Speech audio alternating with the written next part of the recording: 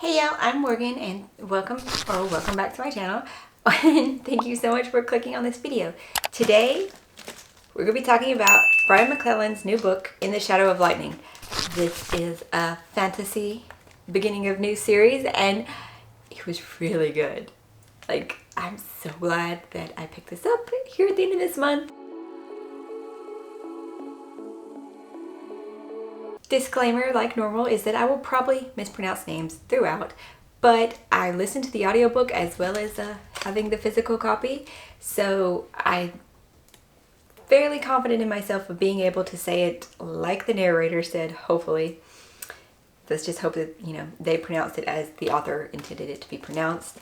Also, there's going to be some rumblings in the background because the 30% chance of precipitation, oh my goodness, words, for today has turned into we're gonna pour down rain and thunder and then it'll be sunny in probably like an hour. Thank you, Alabama weather.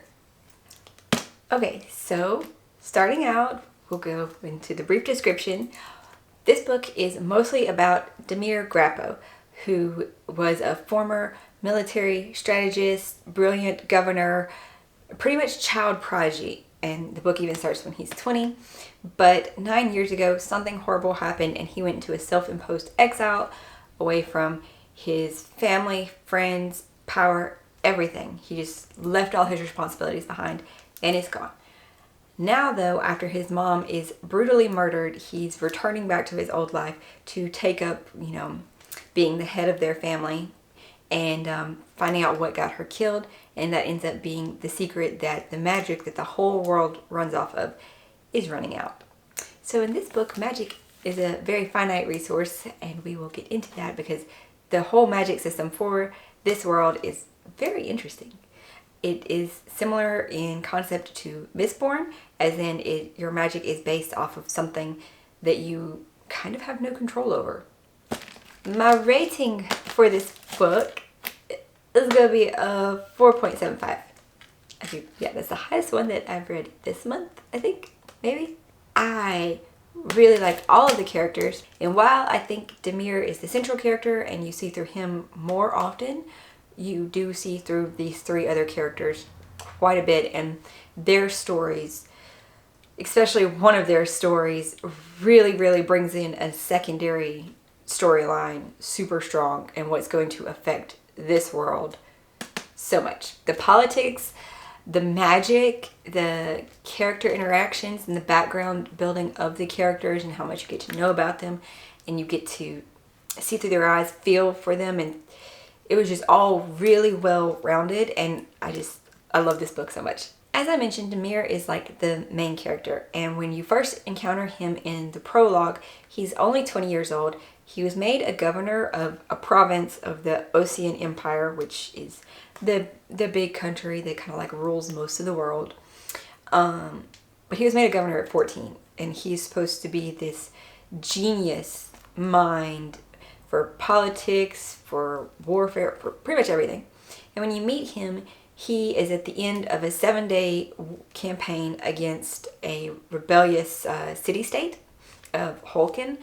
And he's won 3 victories in these 7 days, and he's looking out on the battlefield, and like at this point he's like he's not super caring about all the death, he's like, I wish I had an artist who could depict this scene as the sun is setting in this, and he's like it is kind of morbid that there's so much blood and death and everything, and it is sad that so many soldiers had to die, but he's kind of removed from that. You do learn that most of the upper politicians, though, are kind of like that. They don't care how many people die as long as, their machinations work. But Demir actually does care about human life. It's just that first look you get, he's kind of removed for it, all, self-important. But as soon as he interacts with the mayor of that city-state and he spares her life and says that, we're not going to sack your city, there's no need for that. You have surrendered. The people don't need to suffer. You get a sense that he is a little bit different. He's like further thinking, However, as he is saying this to their mayor, the army that he was, in charge of has apparently been given other orders, and they are going and they are destroying the city. he tries to stop them, but he's not really able to. And seeing the destruction that they bring on this city, because it's not just sacking it, they completely destroy the city. They burn everything down, like no survivors. And it breaks him, which, you know, being a 20-year-old, never having to see something like this catastrophically bad, the worst he's seen is these battles, which that's at least just soldiers. He hadn't had to see civilians die. The next character we are introduced to, though, is going to be Tessa. We're just not gonna say her last name. She is in another city-state of Grint, which is right next to the Osan capital, and she is a Silicier, which means she makes the god glass that powers the magic system. It's a very unique skill. You have to be able to kind of hear the resonance of the magic within the glass as you're doing it. And she is a very, very talented person at this. She is the prodigy under a master glassworker for the Royal Glassworks there, who is considered one of the best glassworkers in the whole empire, nations, everything. And she, you know, knows she's going to take over for him one day when he retires. So he has taught her everything through her whole life. And when you meet her, you know, it's just kind of a typical morning, it seems, for her. You know, she goes to check on her falcon. And then all of a sudden her master has returned, though, from his country estate where he was working on various projects. And he's like, I've done it. I've created this impossible thing, and it's going to change the world. And he doesn't get to tell her much. They start to hear people attacking. And he's like, you have to take this. You have to protect it. Get out of here. Hide. You know, get away and go to Osan, to where my partner is, and she will protect you. These plans are more important than our lives. They will change the world. Nobody must have them. And so Tessa's first chapter is kind of dramatic. You don't find out quite as much about Tessa until like later chapters. As you see more through her eyes, you find out more about her character and her background. It actually takes a very long time, really, I think, before you find out really about where she came from before she worked as an apprentice at the glassworks. Because she started as an apprentice when she was 13, and she's only maybe 20 now. Our next main character is Cassandra Vorsian, who is the bastard daughter of Father Vorsian, who is one of the most powerful people in the Osan Empire. He sits at the head of the Inner Assembly, which is kind of like their ruling body that is made up of the highest, most powerful of the guild families. And this man is not somebody to play with. And Kizzy, with her ability in her lowly kind of rank in the family, is an enforcer. Kind of almost like a policing force, not really. It's more like a bodyguarding thing where they send them out to shake down drug dealers, this or that. Protection services, maybe. She was a childhood friend, though, of Demir, and very close with him and his adopted brother. Actually kind of dated his adopted brother when they were teenagers. Somewhat of a, not really a falling out. Something happened, though, and it left a lot of unresolved issues. You don't find out what happens till really far in the book, and when you find out, you're like, oh my god. Wow. Okay, then. However, Demir, though, hires Kizzy because he trusts her, and she has a reputation for doing what's right. Like, she doesn't care who it pisses off. She is going to, you know, stick to her own moral code and stick to, you know, her word. If she gives her word about something, she's not going to break it. And since they were good friends during childhood, he still trusts her. And he's like, I need you, with your contacts and your skills, to find out what really happened to my mother. Because he doesn't believe the official story from the government and their investigators about what happened. He's like, there's more to this. I don't believe it. Find out what happened to my mother. And so she takes on the job. And that's the second storyline that I was saying. Because as she uncovers things in her investigation, it's just crazy. It's very crazy what happened, who all's involved, and where that eventually leads to. Our final main character is Idrian. Can't pronounce the last name.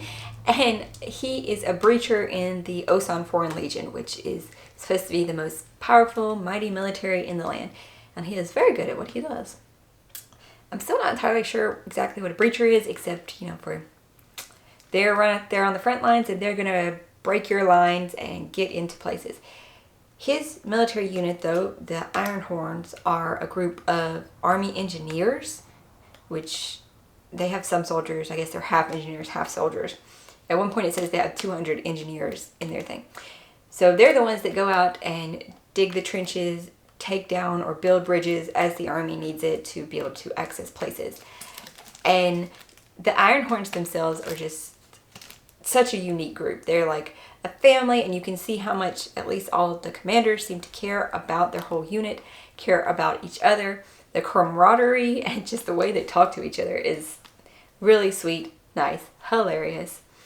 And Adrian is such a good person. For someone who can go in and just slaughter and feel nothing about it, he will do whatever it takes. He pushes himself to the brink of death sometimes, exhaustion, everything, to save his people, to make sure they are okay, they are covered. Yeah, I loved all of Adrian's. It's a little sad though that when you find out about his eye and why his eye has to be like that, and you're like, oh my gosh, what in the world happened to him? And what is this? Okay. But all through it though, his motivation is to be there for his people, no matter what. So I really enjoyed Adrian's chapters. And Adrian was there at Hollykin when Demir broke, kind of, so they have that history. And yes, all of our characters are connected together, and it was wonderful. The magic system of this book is awesome, really, and kind of, think somewhat like Sanderson and Mistborn with the metals, how that's similar to this. And that's why it's such a finite resource, because the glass is their magic. So you make glass, with heat and sand, but the sand to make magic glass is called cinder sand, and it is running out. Like when Demir first finds out, he's like, but there's mines everywhere. And the glassworks master, Master Castro, was like, nope, they're all empty. So pretty much the world's gonna end because magic is gonna go away. And how it happens though, it's like, I don't know, I thought of it like, okay, magic's gone, and people won't know how to react. The government, of course, that uses magic as power, that's going to be upended and everything. But the way he did it is actually so much different. And it was actually perfect, because it's really probably what would happen. It wouldn't start from the top or from people not having it right away. It's going to start from the people who actually, it's part of their daily lives, like the people who make the magic glass, the people who would, use this as the economy system. But their glass is not all the same, and the people who use it are not all the same. Like our main character, Demir, is a glass dancer, and that is considered one of the most dangerous kinds, because they can manipulate any glass to do what they want. Like, they shatter glass and they send it off to, even tiny slivers, just go murder people. Other types of glass that they use all the time, they use glass for clearer thinking, better sight,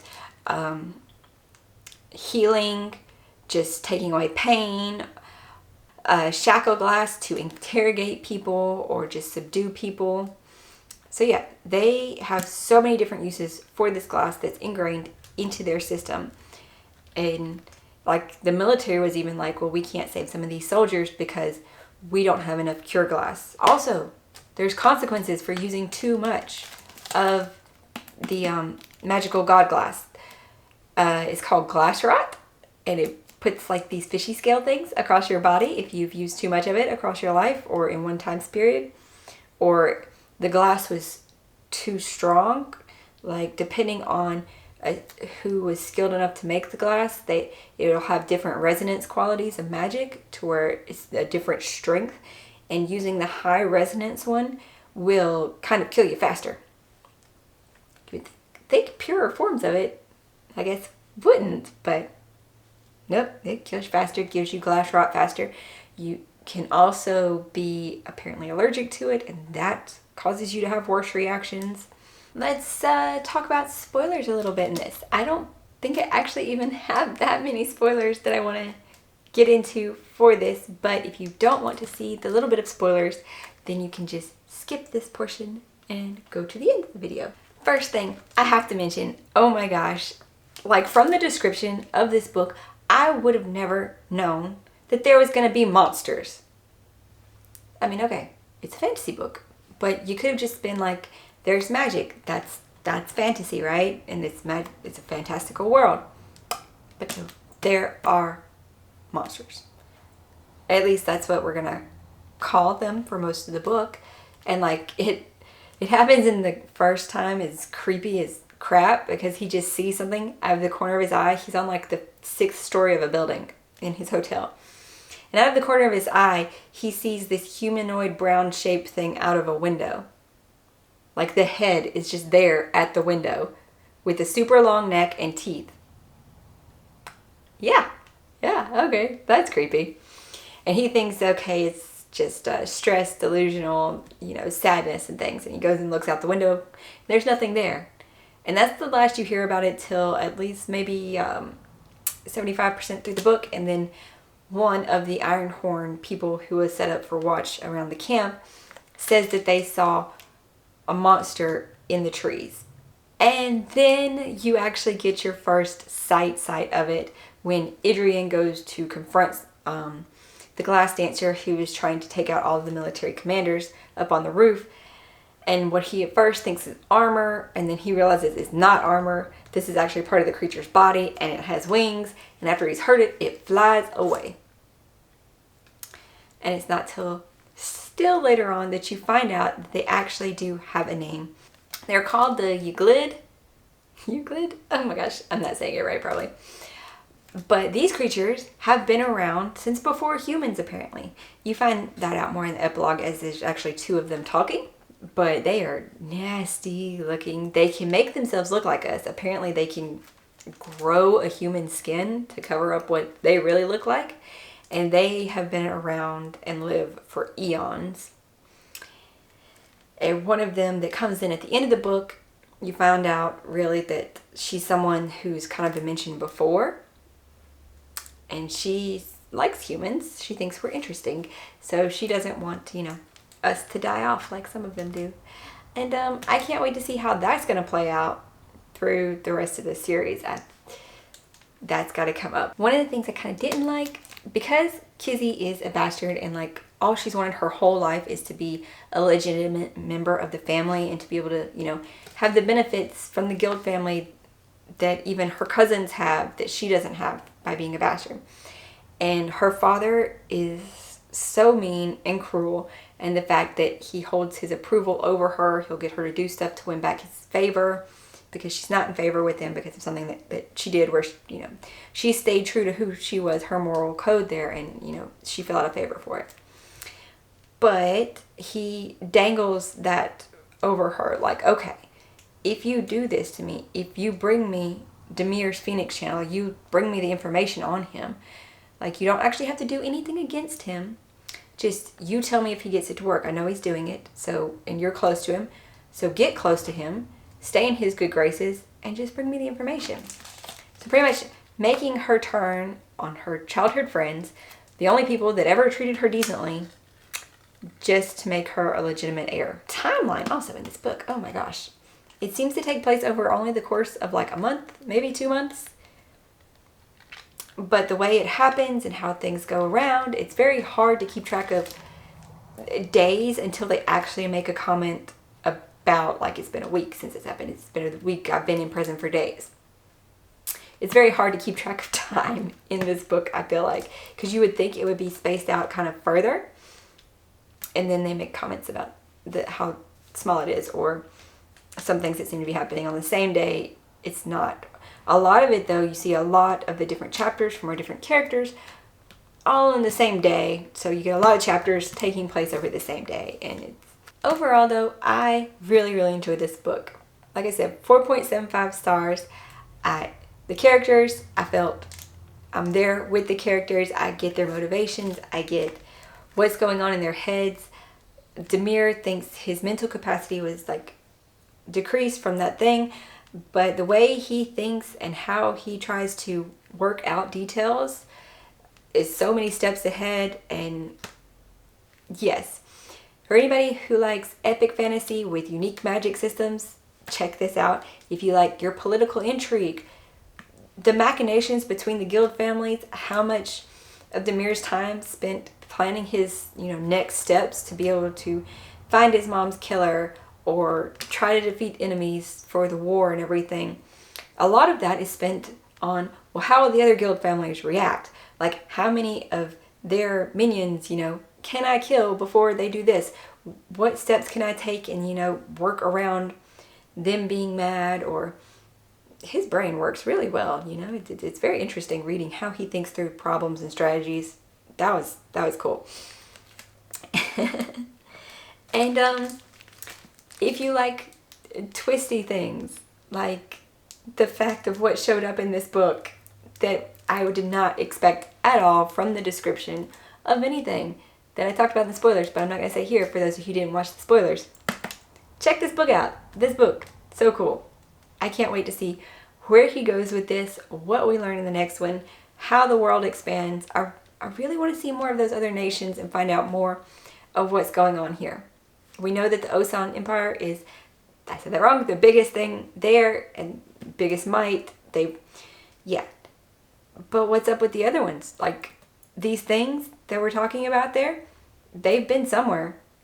Maybe just scattered throughout everything, but they've been somewhere. Thank you guys so much for joining me today while we talked about In the Shadow of Lightning by Brian McClellan. And if you would like to check out some other review videos I have posted up, or bookish unboxings, vlogs, general bookish content, and if you're liking what I'm doing here, please consider subscribing and joining our growing little community. If any of you guys have already read this one, what did you think about it? Let me know. Or if now you're thinking about picking it up, what new books have you picked up this month or are going to or think I would like to? I'd like to know what you guys are reading. And thank you so much for joining me today, and I hope you're having a lovely day, and I will see you in the next one. Bye guys.